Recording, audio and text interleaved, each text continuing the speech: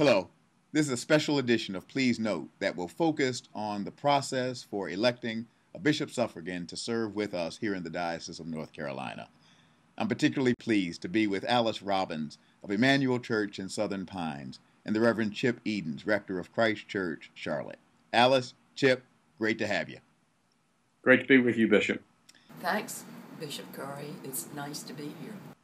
Let me start with Alice because for the month of May, people may submit names to be considered by the committee to nominate a Bishop Suffragan. And I wanted to ask you, Alice, to tell us how do people make those nominations and what the practical realities are, and how can I nominate somebody I think who ought to be considered for Bishop Suffragan? During the month of May, the committee will be accepting nominations, and anybody in the diocese or outside of the diocese can nominate a potential candidate by going to the profile, which is on our website, and filling out the form for the nomination form, which is form fillable and can be emailed to the email address by May 31st at the latest. That is for anybody. There is a separate application form, a fairly lengthy one, for each nominee to fill out themselves, and the committee must receive that, preferably by email, by June 13th at noon Eastern Daylight Time. Let me go even further. You all have created a profile, and I'm wondering, where did you get the information for that? And maybe Alice is the one to answer that question, sort of on focus groups and the surveys and all of the nuts and bolts, because you got information from the people of the diocese that contributed greatly to this profile. It's a fairly comprehensive profile. There's history, there's where we are now, there's where we hope to go. Much of that was obtained, some of it was obtained from the diocesan website, but much valuable information was obtained from the listening sessions. There were 8 listening sessions, 1 in each of the 7 convocations, and 1 for the staff of the diocese.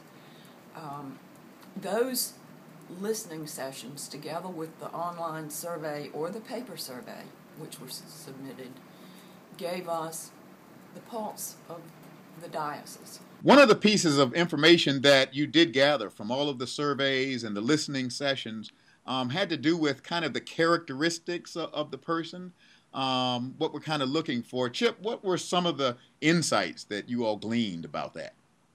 I think the most important thing is to grasp the vision. This position is not your typical suffragan bishop position.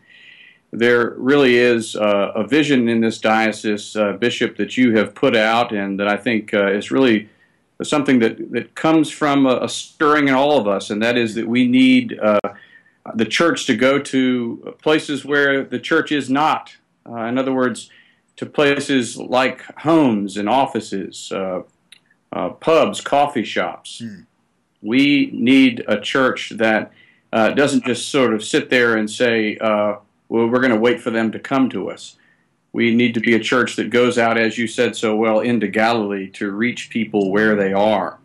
And so there's a great need that we have in this position for a person to be an explorer, someone who is mindful of the changing context of our American culture, who can really be a guide, who can help us interpret the culture and help us to think about ways in which we can engage in being the church in the world.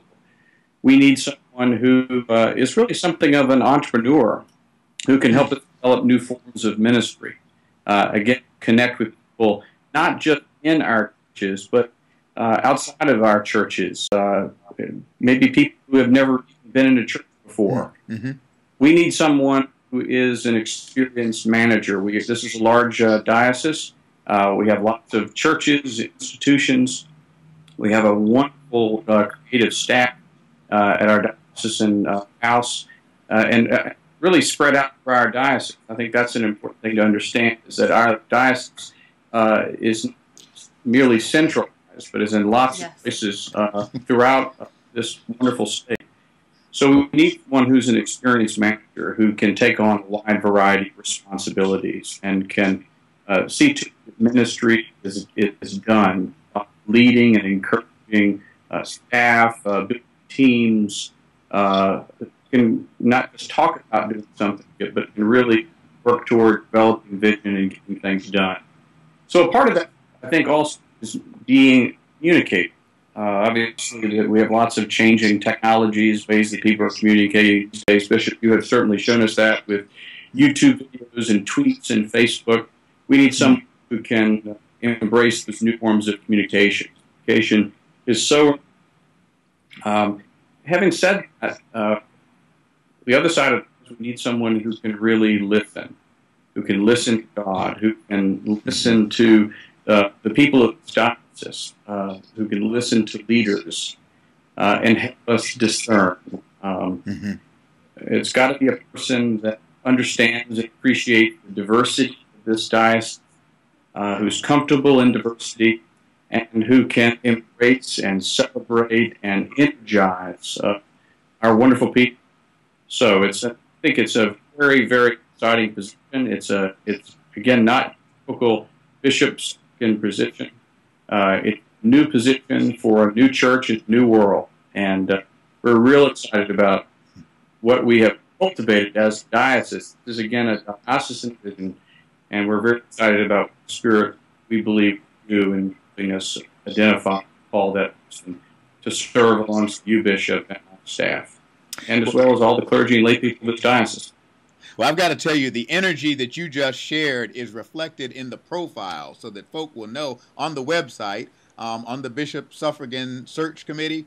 There's a profile of the Diocese of North Carolina that describes much of what you just said, and the very energy that you displayed is actually in that profile. It's a remarkable document. Chip, Alice, thank you. And thank you to members of the committee to nominate and to the people of this diocese. This is an incredible and an exciting moment. It's a God moment. More information on the process, the profile, is linked with this edition of Please Note. God bless you, and keep the faith.